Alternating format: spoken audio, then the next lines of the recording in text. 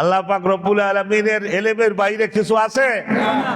একটা সাগরের তলদেশে ছোট্ট একটা মাছ, তার মনের মধ্যে কি দুঃখ বা কি আনন্দ, কখন সে কান্দে কখন সে হাসে, কি তার দাবি।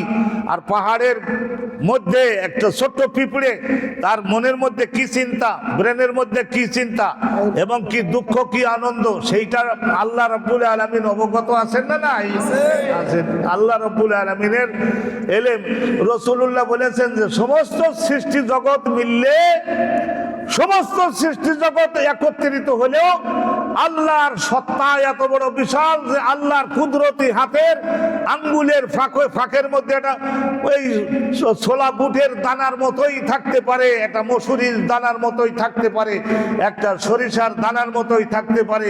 সৃষ্টি জগৎ সবাই মিললে, আসমান জমিন চন্দ্র সূর্য গ্রহ নক্ষত্র সবাই মিললে আল্লাহর জাতের তুলনায় এত ক্ষুদ্র, বেহেশত দোজখ সব মিললে আল্লাহর কুদরতি বাইনা ইসবাআইনি মিন আসাবিইর রহমান, আল্লাহ রাব্বুল আলামিনের কুদরতি আঙ্গুলের ফাঁকে থাকতে পারে একটা সরিষার দানার মতো ক্ষুদ্র।